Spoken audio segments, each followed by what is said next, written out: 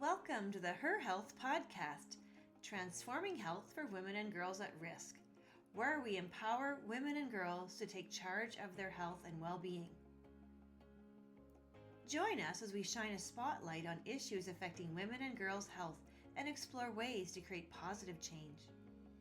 Get ready to be inspired and empowered as we discuss health, advocacy, and empowerment for women and girls at risk. Please be advised that this podcast may cover sensitive topics such as gendered violence. We understand that these discussions can be difficult to listen to. If you feel uncomfortable or need support, we encourage you to prioritize your well-being. Consider exploring our other podcasts if these topics are triggering for you. Resources can be found in the description.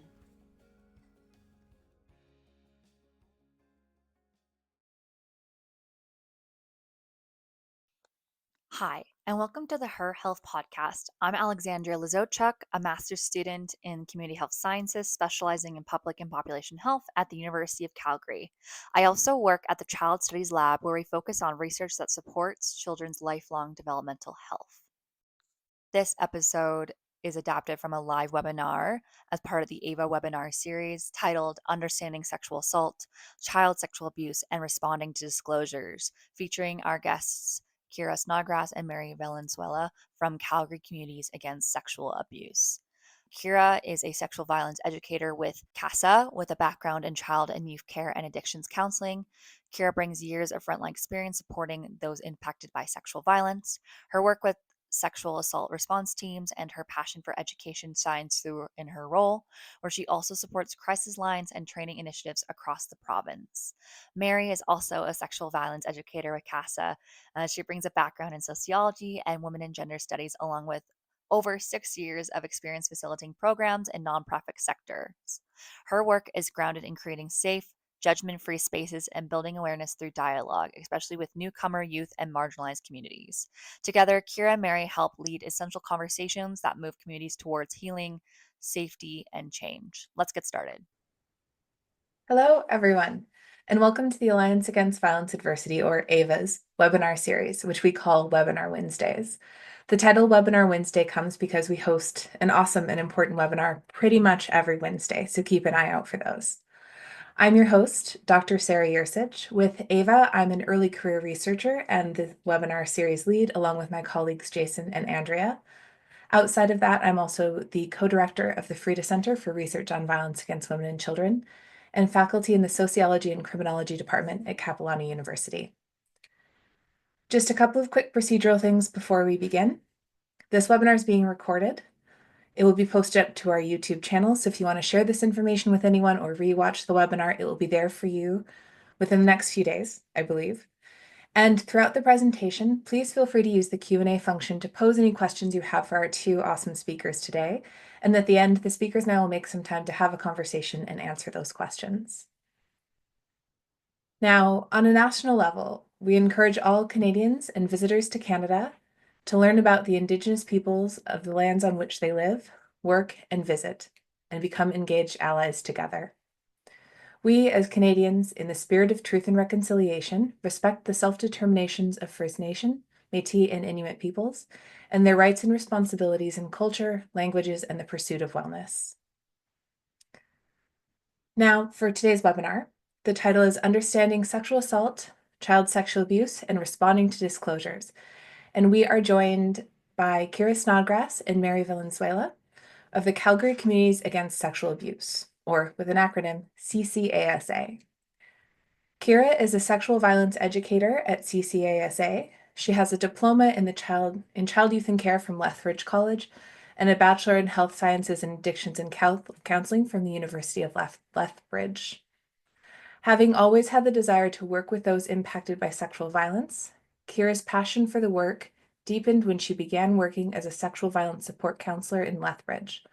Upon her relocation to Calgary, she was excited to join CCASA with the same role. Her frontline experience on both the Lethbridge and Calgary sexual assault response teams has given her a unique perspective and understanding of the various levels of impact sexual violence can have. Her co-speaker, Mary, is a sexual violence educator with CCASA. Mary's background is in sociology and women's and gender studies. She has been a sexual violence educator at CCASA for over a year and has been a program facilitator for various nonprofit organizations across the city for over 6 years. Mary's work as a sexual violence educator has amplified her passion for providing safe spaces for people to share their story and diverse experiences without fear of judgment, as well as have conversations on difficult but extremely important topics. Kira, Mary, thank you for joining us today. I'm very excited for your talk, and I'll hand it over to you. Awesome. Thank you so much for having us. So to start, we will just go right into it and begin exploring our group agreement. So again, this, because of the webinar format, does look a little bit different when we're talking about how we can create a safe space together to have these conversations. But especially when it does come to questions that come through the Q&A feature, it is important to note that once we hit answer, that question will move over to a public spot where folks can see each other's names. So privacy is a very important thing. Thankfully, with Zoom, they do have a feature where you can ask a question anonymously. So if you're not wanting your name attached to that, please check that off when you're submitting a question. Next, learning can really happen in places of discomfort. This is an uncomfortable topic. It's difficult to talk about, but it's an important thing to talk about. So we do encourage people to lean into that discomfort, but also know maybe when you shouldn't lean into that and you maybe need a break to take care of yourself.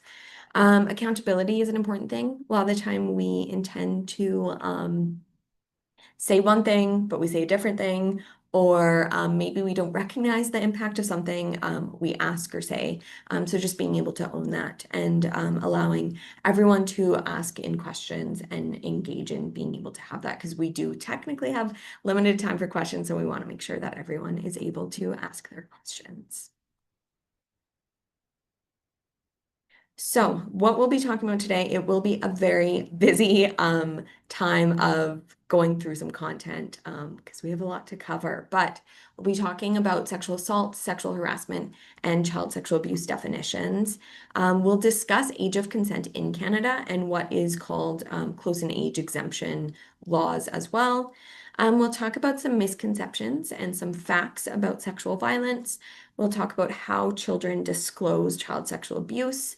We'll talk about reporting overall, as well as a bit of an overview of impacts of sexual violence and how we can provide support. We'll also talk about a couple different resources and the support services that we offer here at CASA. Okay, folks, so I feel like I've already said the term sexual violence a lot. So for those of you who don't know, we do use sexual violence as an umbrella term because it encompasses any act of sexual violence. So some of these include but are not limited to child sexual abuse, sexual assault or rape, sexual harassment, stalking, indecent exposure, degrading sexual imagery, voyeurism, cyber harassment, intimate partner sexual violence, sexual exploitation, and trafficking. What I will note as well is that things like degrading sexual imagery and voyeurism can be done consensually, but in this context, if we do refer to those, it is in a non-consensual context, meaning that's why it would be under that sexual violence umbrella. Okay, so when we are talking about sexual violence as a whole, we really like to preface with language. And as you can see here, we have three different color codings for different terms. So when we're first looking at this, we see victim and survivor. Now at CASA and at other sexual assault centers throughout the province, we really do focus on person first language. Because we kind of try to steer away from labeling someone else's experience. So for example, if we refer to someone as a survivor, that might just feel like it doesn't fit for them. They might not feel like they're surviving. When we think of the term survivor, we think of like someone pushing through something, overcoming something. For some people, that just doesn't necessarily fit. And when we think of the term victim, a lot of people associate that term with like struggling or feelings of weakness or disempowerment. And that doesn't fit for folks sometimes either. Or sometimes these words might actually fit for them. And if they use that language for themselves, we can totally use that language back. But for others, it might just feel like they're being labeled or even identified by something that happened to them, not something that they chose, right? I know when I first started in the sexual violence field, think about 5 years ago, survivor was just the term we used. That's what was accepted, and that's what we were supposed to use. So we do see that there's been kind of some evolving with language and the way we go about it, but the main focus really being that person first language.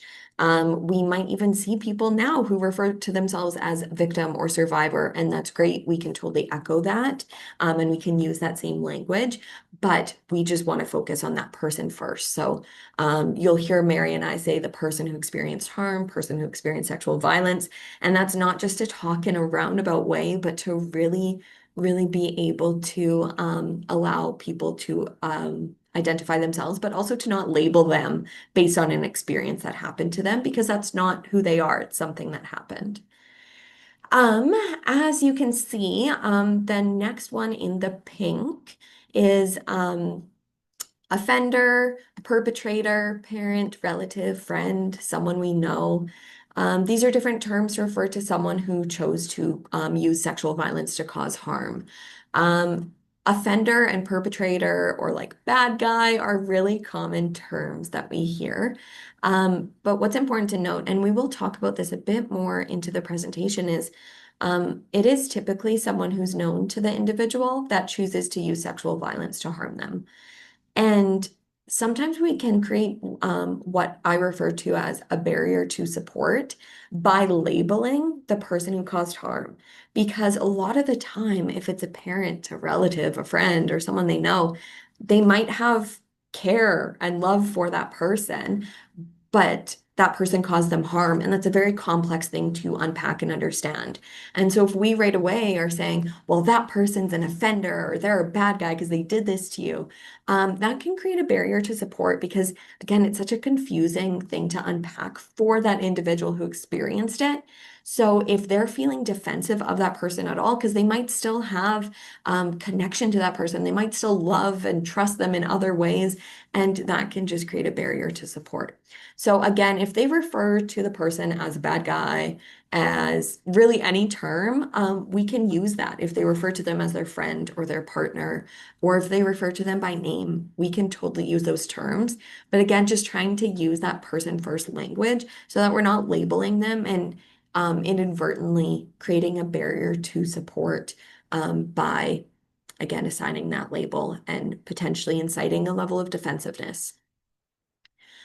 Next, we see that we have the words in purple. And what you'll notice is that a lot of these are things that are referred to under that sexual violence umbrella. So we have the term sexual violence, intimate partner sexual violence or domestic violence, sexual harassment, child sexual abuse, sexual assault, stalking, weapon of war, rape. All these terms are common things that folks experience under that sexual violence umbrella. And again, you'll hear us use the term sexual violence a lot because it encompasses all these different things that folks may experience. But when it does come to someone maybe sharing an experience with us, it can be difficult or maybe damaging for us to right away be like, oh, that was sexual assault. You were sexually assaulted, right? That can be very jarring for someone to hear, especially if maybe they viewed it as an uncomfortable experience, not quite sure like what happened. It feels very confusing. It's difficult to unpack. And we are right away labeling it as sexual assault. That can be a lot. Or especially with something like intimate partner sexual violence. If someone is sharing with us something they experience with an intimate partner and we right away slap a label on it, it can incite that defensiveness as well. But it can also just almost be traumatic, right? If we experience something difficult and all of a sudden someone's telling us it's this really big thing that's difficult to unpack, but also people might just have different ways of talking about it. Someone may feel like they didn't experience intimate partner sexual violence, but they were sexually assaulted by their partner. Maybe someone uses the term rape to describe their experience, and rape truly is a little bit more of a term that we see in media, we see in the US, because that is within their laws. In Canada, we refer to it as sexual assault, because rape does typically imply penetration, and we know that doesn't always exist within sexual assaults that occur. So that's usually why we use the term sexual assault. But if we are supporting someone and they refer to their experience as rape, we'll mirror that language, because in sexual violence, folks unfortunately feel a lack of autonomy that's taken away by someone, and being able to just really reinforce the language they want to use to define their experience can be very impactful and empowering. So it's just important that we focus on that language. We try to use more neutral person-first language. But then, of course, if they are using certain terms or labels for themselves or their experience or for the person who caused harm, we can echo those too. And that is actually a great level of support. Okay, so I know I've said sexual assault a few times already. So to provide a bit of a definition, we would call sexual assault any unwanted sexual act done by a person or persons to another, or sexual activity without a person's consent or voluntary agreement. I know that that definition seems a little bit broad, and that's because it is a broad thing. If we have a very narrow definition, it actually leaves out a lot of different experiences that some folks have that would still qualify as sexual assault. So that is why it's a bit more broad, but we'll be able to provide more context to this as we move throughout the presentation. So for sexual harassment is defined as any unwanted sexual comments or behaviors, including unwanted sexual attention to somebody's appearance, sex, gender identity, sexual orientation, or sexual activity. Overall, sexual harassment is just things that makes us feel embarrassed, uncomfortable, or unsafe. And a lot of the time, people will say, oh, it was just flirting. Flirting doesn't make us feel embarrassed, uncomfortable, or unsafe. And that is one of those really key pieces to understand when it comes to sexual harassment. Okay, well, as we look at sexual assault and sexual harassment in a legal context, what we do know about both of them is that both are non-consensual. But sexual assault includes physical contact of a sexual nature. And as we know, sexual assault is included in the Criminal Code of Canada. Whereas with sexual harassment, it is usually verbal, visual, written, or the physical contact is non-sexual contact, so not touching of any private parts. One thing I will note that a lot of folks either don't know or just don't really think of. When we think of private parts, we think of the usual ones, but our mouth is also a private part. So that is an important thing to note as well. Sexual harassment is not included in the Criminal Code of Canada unless it develops into stalking or criminal harassment. One thing I will note, since Mary and I and CCASA are in Calgary, is that Calgary is one of the cities, and I feel like Toronto may be the other, and potentially Vancouver, but there are some cities in Canada that have a harassment bylaw. And that's not just sexual harassment, that's any form of harassment, meaning that if someone does experience harassment within the city of Calgary, they can report that, and the person who was using that harassment behavior can receive a fine. So while that doesn't really always make it feel better that it's not in the criminal code itself, it is a good step in that direction to at least be able to have that option to report it, again, within the cities that have that bylaw. Okay, so as we talk about sexual assault laws, there are a couple different things to note. When we're talking about these, you can see they're labeled as level 1, 2, and 3. This is really just to talk about the way that it reflects in the Criminal Code of Canada. So the level of which someone can be charged with it. So they kind of talk about the degree of physical violence or threats to someone used. But what is important to note is that this isn't to describe a hierarchy of impact. Any of these levels of sexual assault are impactful in their own ways and they impact folks differently. But it's really just to help us understand the different degrees of sexual assault and what those charges may be reflected as. So when we look at our first one here, sexual assault occurs if a person is kissed, sexually touched, or forced to engage in intercourse or any other sexual activity without consent. Level 2 is described as sexual assault with a weapon, threats to a third party, causes bodily harm, or sexual assault committed by more than one person. And then third, we have aggravated sexual assault, which occurs if a person is wounded, maimed, disfigured, or beaten, or in danger of losing their life while being sexually assaulted. Now, what is important to note, folks, is I feel like on like TV, movies, media, we usually see level 1 or no, sorry, level 2 or level 3. Those are actually not as common. Level 1 is actually the most common, and that's why a lot of the time we see folks questioning if their experience was valid in terms of experiencing sexual assault. And we have a lot of folks who are confused or not sure if that's what they experienced because what we see in TV and movies does look a lot different than what occurs in real life. So less than 1% of sexual assault cases require more than minor first aid. So that really does reflect what sexual assault typically does look like for folks and how we see that normally done. Okay, perfect. I am going to be passing it off to Mary. Alrighty, thanks, Kira. So we are just gonna kind of shift this conversation to talking about child sexual abuse. So we do have a definition of child sexual abuse, which we have from our Who Do You Tell program, which has been present over 25 years. There is a more legislated definition from the Child, Youth and Family Enhancement Act, but it is somewhat ambiguous on purpose. That is why we do offer this definition that provides a more focus on the actions that are involved. So when we are defining child sexual abuse, it is when an adult or an older teen looks at or touches the private parts of a child's body or asks the child to look at or touch their private parts. It can also include an adult or an older teen showing a child sexual images or speaking to a child using sexual language. When we are looking at the definition of a child under a criminal code, a child is anyone under the age of 18.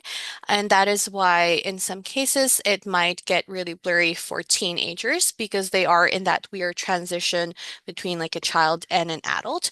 And that is why there are things in the law that actually help us determine whether something that happens between teenagers or youth would be considered as child sexual abuse or would be considered as peer-on-peer sexual assault.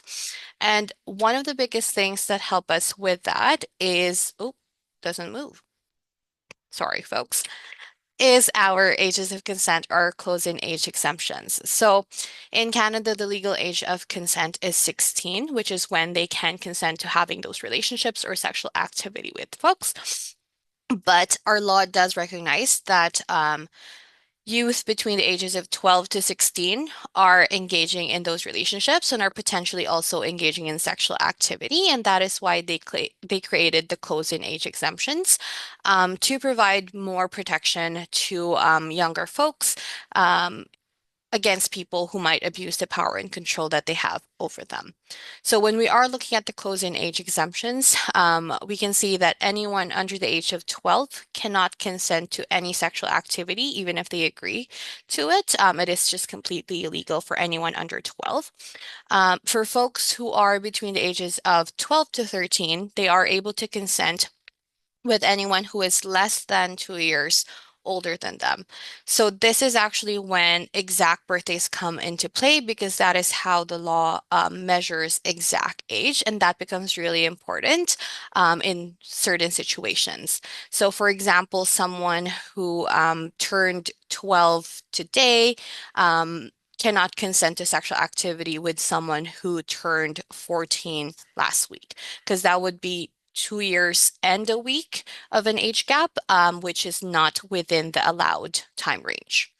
Similarly, for folks between the age of 14 to 15, they are able to consent with anyone who is less than 5 years older than them. And again, this is when exact birthdays become really important.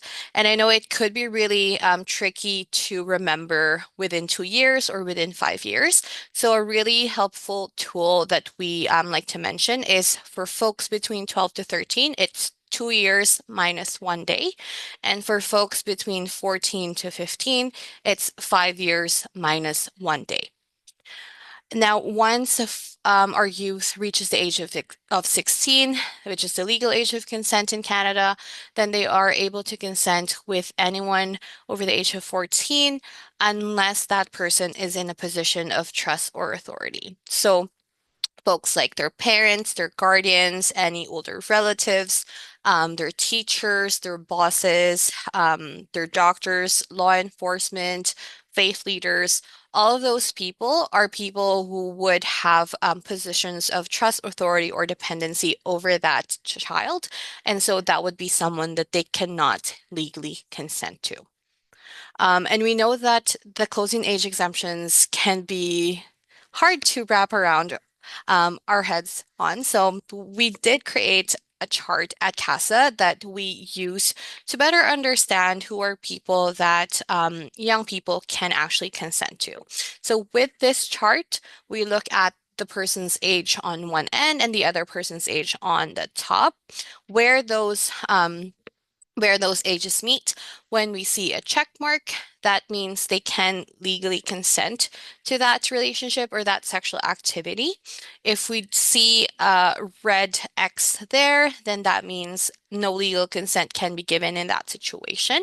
And if we see a yellow circle, that means those exact birthdays would come into play, and it really depends on their birthdays whether that is something that they can legally consent to or not. But when we are talking about the closing age exemptions and how it helps us determine child sexual abuse or peer-on-peer sexual assault, what we are talking about is that if something happens, or if sexual violence happens between two young people and it is within the closing age exemptions or those ranges that I just talked about, that would be considered as peer-to-peer sexual assault. But if it falls outside of the closing age exemptions, then that would be considered as child sexual abuse. And we will be looking at how that would look like in terms of reporting in the latter part of this presentation. But shifting this conversation to looking at the roots of sexual violence here. So this is what we call the pyramid of sexual violence.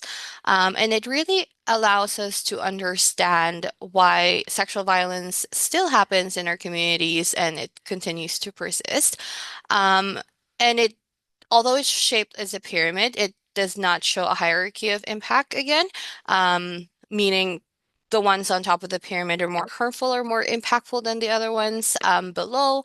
That is not the case. All of these things in each level of the pyramid hold their own impact, hold their own weight, are harmful in their own ways. And it's really up to the people who experience sexual violence to make sense of those impacts. But what this shows us is the progression of someone from the bottom of the pyramid all the way to the top.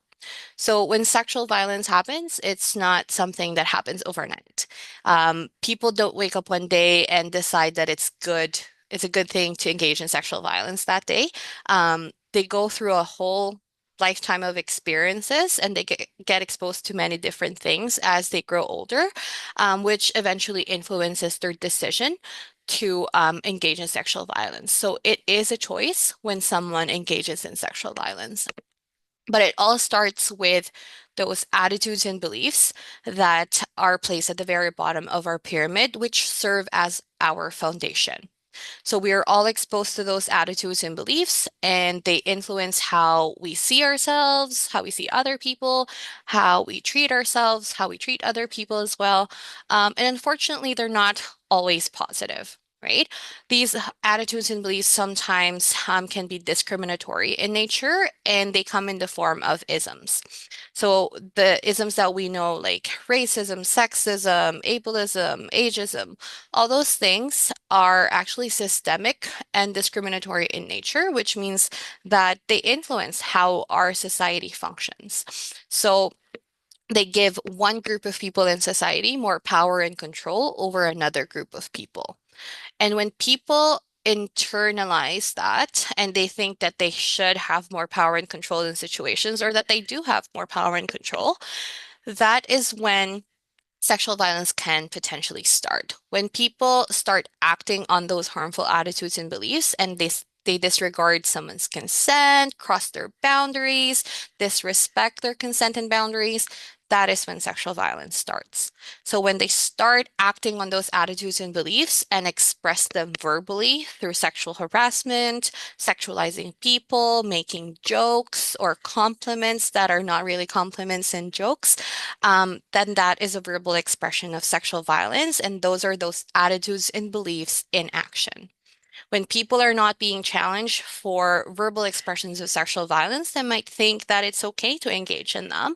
And that is when they might engage in more physical expressions of sexual violence through sexual assault or sexual abuse.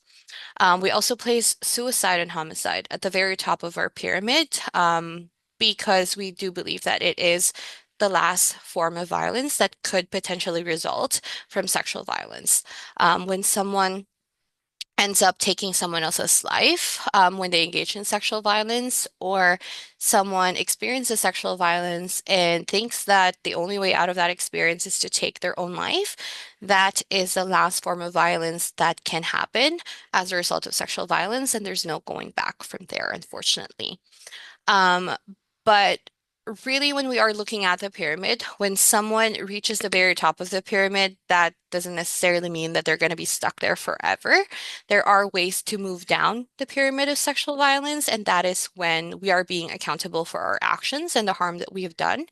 And people are also challenging those behaviors as well. So when someone is being challenged and someone is calling them out for their harmful behaviors, and they actually take accountability for that, they apologize for whatever they have done, and they actively try to unlearn the harmful attitude and belief and change that behavior, then they are on their way to the bottom of the pyramid. But really, what the roots of sexual violence and the sexual violence pyramid tells us is how those things are rooted in the way our society functions, and it does help us make sense of why some people are disproportionately affected by sexual violence in society. But that being said, that does not mean that people who are in those groups that have less power and control in society are targeted. It just helps us understand why that is the case. Okay, but those are the roots of sexual violence, which kind of leads us to our myths and facts about sexual violence. So in the next bit here, we are going to be talking about some facts about sexual violence. We're going to go over some misconceptions, and if before this session, you thought that something was a fact, but it ends up being a myth, there is no judgment in that. The reason why we are sharing these facts is so we can replace those misconceptions with facts, and that we can share that with our connections as well. So the first myth is that sexual violence, like sexual assault or child sexual abuse, rarely occurs. So a lot of times people might think that it's not a common experience, but we know for a fact that just in Alberta alone, 45% of adult Albertans have experienced certain forms of sexual violence in their lifetime. And additionally, 17% of adult men and 41% of adult women have experienced sexual assault. When we are also looking at child sexual abuse, we know that 1/3 of the population of children in Alberta have experienced child sexual abuse. So when we are looking at the total population of Alberta, that's 34% of children, which is about 325,000 children who have experienced child sexual abuse in our province. So we can really see that with the numbers, how serious and how common sexual violence is, and how maybe in our everyday walk or in our everyday lives, there is someone that we are encountering that have experienced sexual violence. And so talking about this today and learning how to support those experiences would be really, really helpful given the magnitude of sexual violence and how much it occurs in our society. The next myth is that people who experience sexual violence rarely knows the person who chose to use sexual violence. That is, again, a myth or a misconception because we know that most sexual assaults are actually committed by someone that the person knows. And in fact, that's 87% of the time. It can include their friends, their partners, their acquaintances, family members. And when we are looking at child sexual abuse, it's also true, but this time it's 88% of the time children know the person who is harming them or using sexual abuse against them. And so this kind of debunks stranger danger that we have been taught while growing up, right? Obviously, it is still something that could happen. Sexual violence can still be used by strangers. But when we are looking at the numbers, there are far greater numbers of people who have been impacted by sexual violence who knows the person who used it against them. But yeah, so that is just another misconception that we are trying to debunk. The next one is that people lie about being sexually assaulted. So false reports of sexual assault occur about 2 to 8% of the time, which is actually the same as false reporting rates for any other crime. So the rates for false reports for sexual assault is the same as break and enter or theft. Right? Children also very rarely lie about child sexual abuse. And if they do lie, it's typically to say that nothing occurred when it in fact did. So when children lie, it's mostly to take it back because they are now seeing the consequences of sharing that experience. And the last myth is that physical harm is often used in sexual assault or child sexual abuse. Kira kind of briefly talked about this a while ago, but the majority of sexual assaults result in no or little physical injury, which, as she said, it's less than 1% of the time. Physical force is also rarely used in child sexual abuse because typically there's manipulation there, there's grooming, and threats are used, which really means that extensive physical force is not needed in those situations. And it's just a lot of like manipulation that is involved in that one. But those are some of the misconceptions and replacing them with facts about sexual violence. And I'm going to turn it over to Kira to talk about that more. Thank you, Mary. So, as we talk about children specifically in terms of child sexual abuse, there's a lot of different reasons why children often do not disclose until adulthood. And we'll kind of go through those a little bit now just to get a bit of a better understanding as to why a child might not disclose.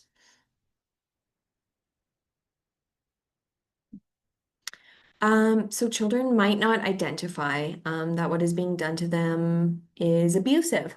And that can be for a variety of reasons. It can be that, again, the person who's causing them harm has that relationship of trust and unfortunately is manipulating and exploiting that. And they might just simply tell the child like, oh, this is our special game or special touch or something of the sort. And yeah, or the child might just not understand that that's not okay or that an adult or an older teen shouldn't be doing that to them. Children also just might not have the vocabulary to name what's being done to them, which kind of goes hand in hand with what I just mentioned, but it can also really just be that the child's like, I don't think this is okay, but I don't know what this is. I don't know how to explain this to someone. I don't know yeah, I don't know how to name it. And I think Mary mentioned our Who Do You Tell program a bit earlier, but that's part of having that early education is being able to give children the vocabulary to name something that's being done to them.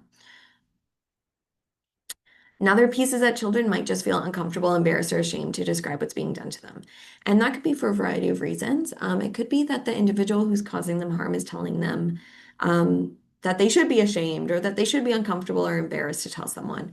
They might even be putting some blame on the child, which of course we all know is not okay. But as a child or youth, you really are like, oh my gosh, people are going to blame me or think that this is something that I asked for and that's embarrassing, right? And while we know that that's not true, a child and a youth might not know that, especially if that person is manipulating them.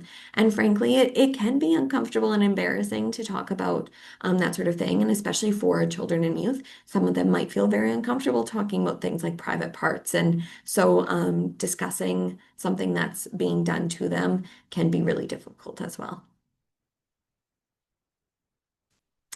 Another piece is that children might just simply not want to burden those they care about by telling them that something bad is happening. And I know a lot of us in the Zoom room right now are probably who have children in our lives are probably like, no, like that would never be a burden. I want them to be able to come to me. And that is so true. But again, children are really just innately so loving and caring and for the older adults in their lives that they love and trust. They just don't want them to be upset too if it's something that's happening that is upsetting and hurtful for them and they know that it's going to be upsetting for someone that they love to hear about. They might just not want to put that on them.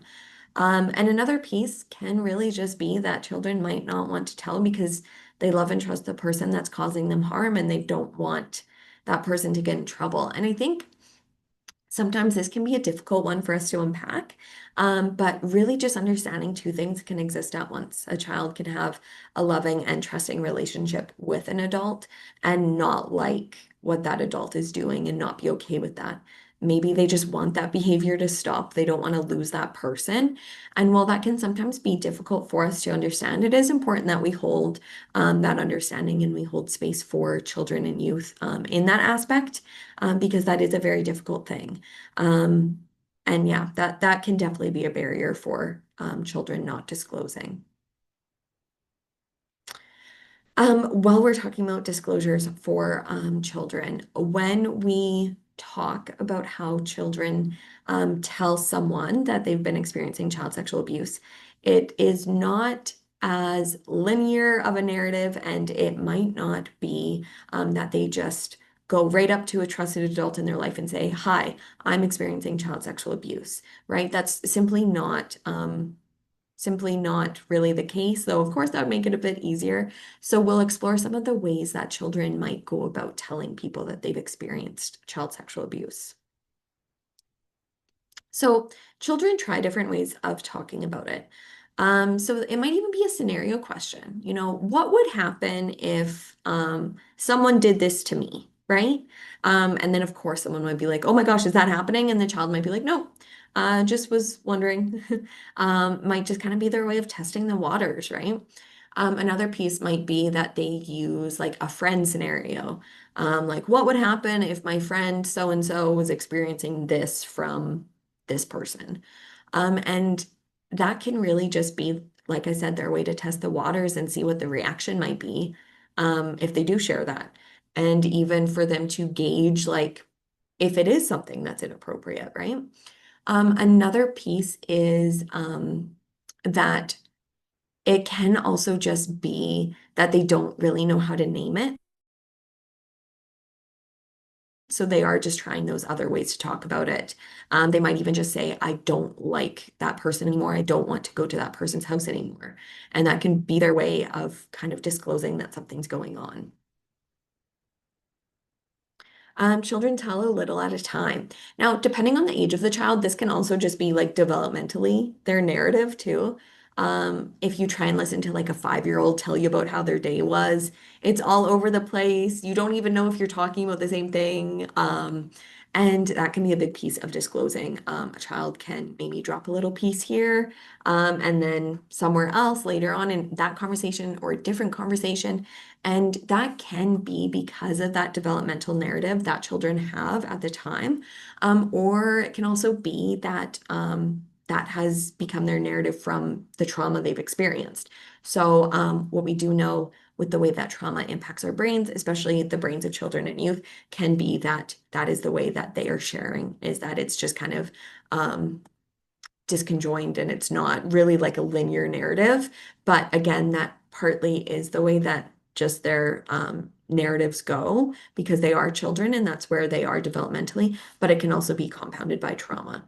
Another piece with children telling a little at a time, that can also be their way of testing the waters again. Trying to drop little pieces here and there just to kind of see what the reaction is, see what gets a big reaction, see what doesn't, and then therefore they'll kind of see if they can share more or not. Another piece is that children might take it back. And this can be very confusing for folks. So allow me to explain a little bit more. Children might take it back for a variety of reasons. Again, maybe they love and trust the person who's causing them harm. They disclose to someone and then suddenly they can't see that person anymore. Or they know that that person is now in trouble and they don't want them to be in trouble, or they want to be able to see them again. They don't want to lose that person out of their lives. So they might take back their disclosure to just try and still be able to have connection with that person. Like I said, that can be a confusing concept, but it is just important to note that it really does come from that place of there is a loving and trusting relationship that's being exploited. And we know that's okay, but that can be a very difficult thing for a child to try and understand. Another piece could be that maybe the reaction that a child got when they disclosed was really overwhelming and upsetting for them and made them feel like they did something wrong. Like I mentioned, children really do care about our feelings, and they're very perceptive to them. So if a child discloses to us and we immediately start just like uncontrollably crying or we're very angry, even if those reactions aren't directed at the child is noting that what they shared with us caused us to react that way. And that can be tough. And again, we're not robots. If a child discloses to us, of course, we're probably going to have emotion. We're probably going to feel angry or sad or upset inside. But again, really just trying to focus on not necessarily showing that emotion. But if we do, just letting them know, I'm not crying because you told me I'm crying because I'm sad that someone hurt you. And I'm truly just so glad you told me. Just being able to provide that supportive response.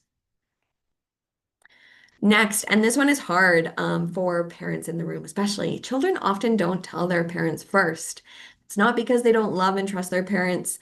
It's typically because they will tell what we refer to as like a lower risk trusted adult, who is just someone who does have that good supportive relationship with the child. The child does love them and trust them, but it's just not as high stakes as telling someone like child's parents, right? So it's kind of another way to test the waters a little bit, but to also just kind of see what the reaction is. Maybe they want help telling their parents. Children usually have a loving, trusting relationship with their parents and don't want to hurt them. So again, that's where we can see them not telling their parents first. And then in some cases, of course, unfortunately, it might be a parent or someone close to a parent that is causing harm. So that can also impact if a child does or doesn't tell their parent first. But this is something we can normalize for parents because a lot of the time parents will feel like, am I a bad parent? They didn't come to me first. No, it's likely because they just wanted to protect you. And that is a very sweet thing, even though, of course, it's a very difficult situation. All right, I'll pass it back over to Mary. Alrighty, so we're now going to switch gears here a bit and look at what reporting can look like for sexual assault, for sexual harassment, and for child sexual abuse, because that would look different for each of those things, and it generally reporting would look very different for everyone. Okay, but starting us off here with reporting instances of sexual assault. So with sexual assault, there is no obligation to report it in Canada if it takes place between two adults. Reporting is always the choice of the person who was assaulted. There is also no statute of limitations on reporting in Canada. So someone who has experienced sexual assault can report 10 years, 20 years, 50 years down the road. They are still able to do that. However, something to note is that that does not guarantee action will be taken, especially for more historic experiences that are being reported. If police or like an investigation doesn't have anything to go off of, then unfortunately that action might not be taken there. And another thing to note is that if someone is reporting a historic experience, whatever happened will follow the loss during the time that the assault happened. So if anything happens like between the year between a certain period and the laws were different than it is now, then it will follow the rules during that time. In terms of sexual assault, there is the duty to report. So every adult in Alberta with reasonable suspicions of child abuse or neglect is obligated to report to Children's Services, but I'll talk about that a little bit more in the next few slides here. When we are talking about sexual harassment, on the other hand, there's a difference between disclosing or reporting. So when we are talking about disclosing, it's just sharing that information to someone to get that support, or but there is no formal report that is happening. So when it comes to sexual harassment, when it comes to disclosing, there is that interpersonal resolution. So maybe sharing it with a friend, or if it happened at work, you can share it with someone to get that support that you deserve. But if it does happen at work, you can also talk to HR or human resources in the workplace. But that process might look very different for everyone, depending on policies and whatever that are in place in each workplace. But if someone also needs to take some time off, they are able to disclose that to Workers' Compensation Board to get compensated for any missed time or working time if it happened in the workplace. As for reporting, as we mentioned a while ago, sexual harassment is not in the criminal code, so it is not something that we can charge for, but there are ways to report it. If it does happen to someone at a workplace, they're able to report that to Occupational Health and Safety, or OHS, or the Alberta Human Rights Commission as well. And it becomes criminal harassment and stalking, and that is something that we can report to the police. But as Kira also mentioned a while ago, in Calgary specifically, but we're not too sure which other cities in Canada would have it. So it's really good to just check whether your city has a bylaw similar to Calgary's on harassment and reporting that harassment to the city of Calgary or the government, so that person can be fined for whatever behavior that they did. As for reporting child sexual abuse, like I said, every adult in Alberta, so that's anyone 18 and above, has the duty to report concerns of child abuse to Alberta Children's Services, and that would include child sexual abuse as well as neglect. And so when it comes to reporting to Alberta Children's Services, it might look different for each workplace if you do work with youth. So it is best to also check in with your supervisor, but we do have that duty to report reasonable suspicions of child abuse. So if you remember when we were talking about the closing age exemptions a while ago, if something happens between two young folks and their ages fall within the closing age exemptions, then that would be considered as peer-to-peer sexual assault, and that is something that we don't have to report to Children's Services. But if it is something that happens outside of the closing age exemptions, then that is something that we are obligated to report to Alberta Children's Services. However, although reporting to Children's Services is an obligation, reporting to the police is not. It is a choice for older folks, it is their choice that they can make for themselves. Or sorry, for child sexual abuse, it is something that they can choose with their family or their family chooses for them. But something to note when it comes to reporting to the police and child sexual abuse, if a report is made to Alberta Children's Services, sometimes there might be situations where they would involve police as well. Okay. But that is what reporting looks like for sexual assault, sexual harassment, and child sexual abuse. So just kind of briefly going over impacts, just for the sake of time here. When we are looking at impacts, we know that there are many different impacts, like psychological, physical, or relational, or social, spiritual, behavioral, and emotional. And a lot of times these impacts actually overlap. Kira, do you have any examples of like impacts that we can think of? Yeah, for sure. This has been one that's come up quite a bit for psychological and physical, kind of together. Eating disorders, child sexual abuse is actually there's a pretty significant, I would say, correlation between the two. I think it's 30% of ED cases note that they experience child sexual abuse. But again, we also know that's underreported, so we can actually assume it's higher, but that still is a significant enough of a correlation to kind of note as well. And another thing in terms of like psychological can be things like anxiety, depression. Anything like that. And even with physical, I think, and Mary, I don't think I have the stat for it right now. I don't know if you do, but there is a connection between things like IBS and having experienced like child sexual abuse or even just sexual violence throughout life. And we can kind of see how psychological and physical a lot of the time can go hand in hand, right? Because for anxiety, depression, they can have some physical impacts as well. Yeah, and moving Mhm. forward to, I think, social and relational, it really depends on the person. Some people might find comfort in engaging with friends more, and some people might have a little bit more of that withdrawal, or psychological impacts can tie in there as well, for sure. Hmm. Absolutely. Thanks, Kira. But yeah, so really impacts, they can overlap sometimes. Something that might appear more psychological can appear in relational or behavioral or emotional. But something that we always like to note when we are talking about impacts is that oftentimes as outsiders, we always look for impacts that may look negative from an outsider perspective.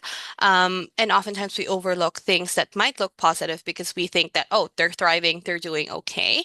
An example of this could be for physical, someone who probably did not go to the gym before is now going to the gym, taking care of their body after experiencing sexual violence. Or maybe someone is now more wanting to be connected to their friends or their family, so they're now more social and actually valuing those relationships that they have. Someone who experienced sexual violence who was not very spiritual before might now lean more into their religion or their spirituality.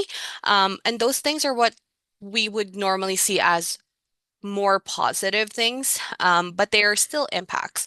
Not to say that sexual violence is positive in any way, but there are impacts that may look positive to an outsider, but there are still impacts that show up with folks who have experienced sexual violence in the past. Kira, did you want to add something? Yeah, for sure. And I think that's such an important thing to note because a lot of the time, especially when it comes to children and youth, we look for these like very Mm, dark and stark shifts, right? We look for mhm, these really negative impacts. But then if a child starts thriving in school, we don't second guess it. mhm, Don't think that there's something that could be a root cause of that. If they start engaging more socially, we don't think that there can be something sinister occurring or has occurred to lead to that. So it just is an important thing to note because some people might be mm, like, well, I had no idea there was nothing that I saw that yeah. was a negative change, right? So Mhm. it is just a very interesting concept for sure. There are some people think there are no tell signs, so did not happen. But yeah, impacts could look very different for folks. It can look negative or positive. It is in like a spectrum of impacts for sure. Um, but with that, switching gears here again and talking about support, we all have the ability to support. And with effective support, people are actually able to heal. Healing obviously is not linear, but it is possible with folks receiving effective support from people around them, from different services that are available in the community as well. So when we are talking about support, these are some of the key messages that we would love to share with folks for when you are supporting an adult who have experienced sexual assault or sexual harassment. And these are some of our key messages. They are just guiding messages that you can use when you are supporting someone. You don't have to use them word for word. I actually don't like using them word for word because it gets really robotic and not so genuine when you aren't using it word for word. You can use your own language, and we do encourage that. And you can also use your body language to convey these messages as well. So I believe you really just holding that person's story as the truth and not questioning what they are telling you. It's not your fault. Some people might think that they are responsible for what happened to them, but we know that the only person who is responsible for sexual violence happening is the person who is choosing to do it. So reminding them that it was not their fault, they were not responsible for whatever they have experienced is really impactful for folks that we are supporting as well. Your feelings are valid. A lot of times people might feel a gazillion emotions all at once, and sometimes they might not feel anything. But all of those emotions, all of those feelings are valid because all of those reactions are normal reactions to an abnormal experience like sexual violence. We also want to remind them that their needs come first. Sometimes we hear from adults that we support wanting to report because that can stop that person from harming another individual. Although that is valid for a lot of people, we also want to remind them that whatever they need in that moment is what comes first. And when it comes to needs, we want to make sure that we are always asking them and never assuming that they would like to be supported a certain way. And lastly is I support your decisions. So we might have our own opinions on how to move forward with an experience, but the people that we are supporting do not need to know that. We are supporters, and our main job is to just be there for that person and support whatever decisions they make, whatever choice they make moving forward. When it comes to sexual violence, a lot of power and control is being taken away from folks. And so having that ability to choose for themselves can give them back that power and control that they lost. And this is pretty much the same for when we are supporting disclosures with children and youth. But we focus on the main three on here, which is I believe you. A lot of times children might think that they will, or fear that they might not be believed when they disclose an experience of child sexual abuse. And so really just conveying that we believe them, not questioning their story. And it might be really hard if we know the person who is harming the child personally to be, and we might go into a defense mode.